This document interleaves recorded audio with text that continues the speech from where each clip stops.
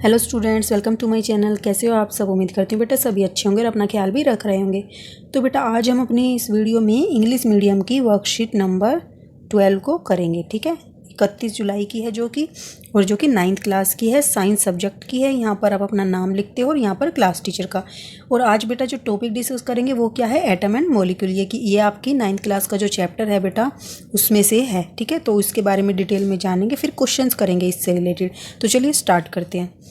तो फर्स्ट क्या है बेटा, यहाँ पर क्या है, ये जिज्ञासा नाम है इसका और इसका क्या है, ज्ञान। तो ये दोनों आपस में बातचीत कर रहे हैं किसके बारे में, एटम एंड मॉलिक्यूल के बारे में।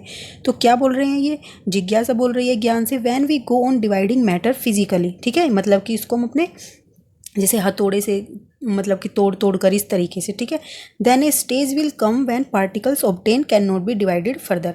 तो एक स्टेज आती है बेटा जब क्या होता है, वो पार्टिकल जो है डिवाइड नहीं हो पाता। ठीक है, तो these particle from the matter, तो ये जो जिस मैटर के वो पार्टिकल होते हैं, जैसे आप ईंट है बेटा, तो ईंट को आप अगर तोड़ रहे हो हथौड़े से, तो जो उसके छोटे छोटे कण बन जाएंगे, पार्टिकल्स बन जाएंगे, वो एक ऐसी स्टेज आएगी जब वो क्या होंगे, नहीं टूटेंगे। तो वही पार्टिकल्स क्या होते हैं, क्या कहलाते हैं साइंटिफिकली, ये उसने पूछा है ज्ञान से। तो वो क्या बताता है जिज्ञासा दीदी, साइंटिफिकली दीज पार्टिकल्स और कोल्ड मॉलिक्यूल्स। तो इनको क्या बोला जाता है बेटा, मॉलिक्यूल्स बोलते हैं उनको। ठीक है, these molecules are basic unit of matter. और ये क्या होती है बेटा, बेसिक यूनिट होती है मैटर की।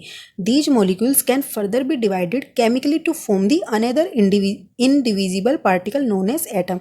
तो आपने देखा बेटा फिजिकली तो क्या होता है कि जब हम तोड़ते हैं तो एक स्टेज ऐसी आती है कि वो फर्दर डिवाइड नहीं हो पाते। ठीक है, तो उनको क्या बोला जाता है, उनको बोला जाता है मॉलिक्यूल्स। लेकिन अगर उनको मॉलिक्यूल्स को हम क्या करेंगे, केमिकली डिवाइड करेंगे आगे, तो एक स्टेज आती है इंडिविजिबल की, पार्टिकल की, वो क्या कहलाती है, atom.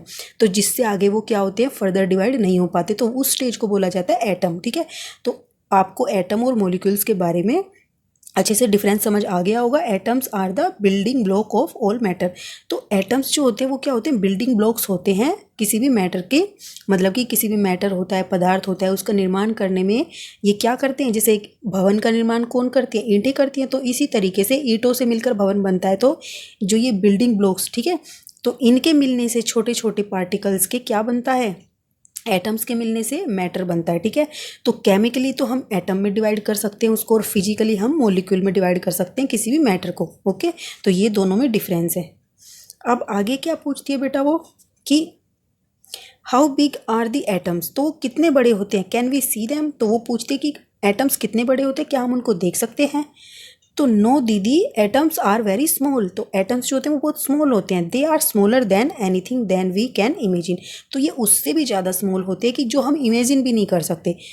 I thin sheet of paper consist of, I नहीं आएगा बेटा यहाँ पर, ए थिन शीट आएगा। ठीक है, a thin sheet of paper consist of millions of atom. तो जो पेपर होता है बेटा जिस पर आप काम करते हो, आपकी नोटबुक होती है, तो वो कितना थिन होता है, लेकिन उसमें भी बेटा मिलियंस में होते हैं एटम्स। ठीक है, लाखों में होते हैं।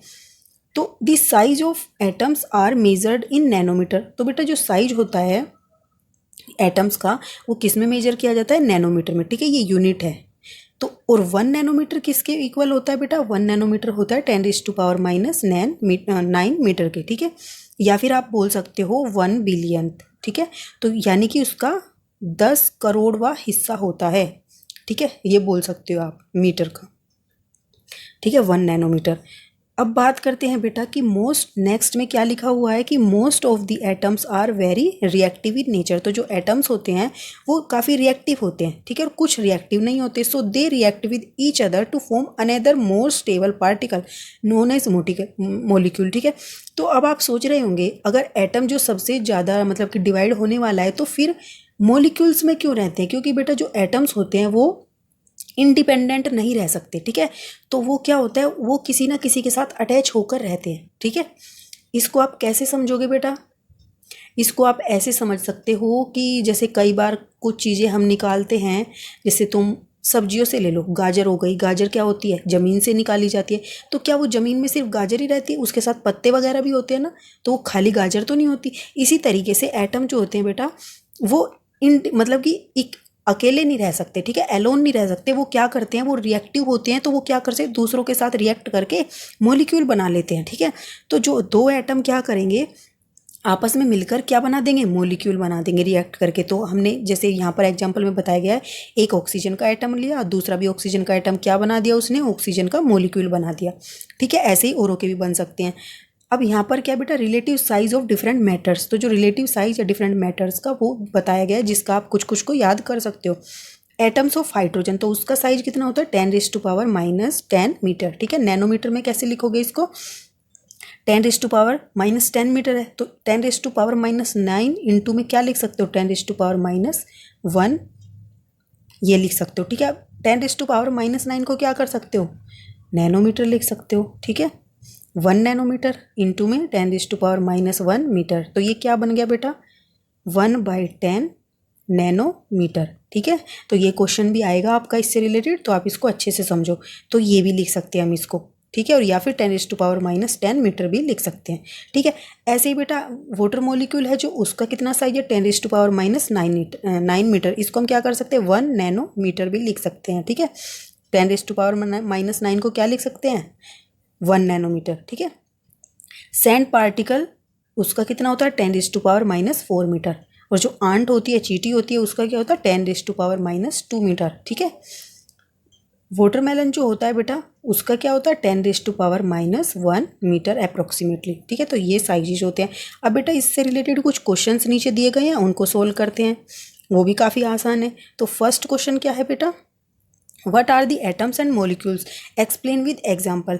तो बेटा जो एटम्स और मॉलिक्यूल्स है, हमने अभी पढ़ा था कि एटम्स क्या होते हैं, अगर हम किसी को फिजिकली डिवाइड करते जाते हैं। मॉलिक्यूल्स क्या होते हैं, फिजिकली अगर हम किसी मैटर को डिवाइड करते जाते हैं तो एक ऐसी स्टेज आती है जिसके बाद वो डिवाइड नहीं होते, तो वो क्या कहलाते हैं, मॉलिक्यूल्स कहलाते हैं। ठीक है, लेकिन अगर केमिकली हम किसी भी मैटर को डिवाइड करते हैं तो एक ऐसी स्टेज आती है जब उसके बाद वो डिविजिबल नहीं होते, इनडिविजिबल होते हैं, उन पार्टिकल्स को बोलते हैं एटम्स। ठीक है, तो ये होते हैं एटम्स और मॉलिक्यूल्स।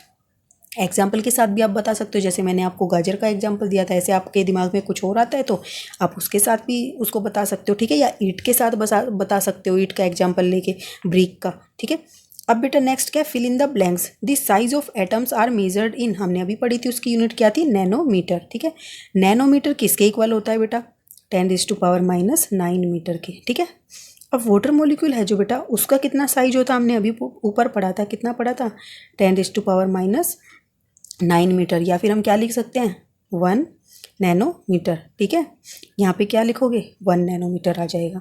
ओके, अब एटम ऑफ हाइड्रोजन किसके होगा बेटा, 10⁻⁻10 मीटर के होता है।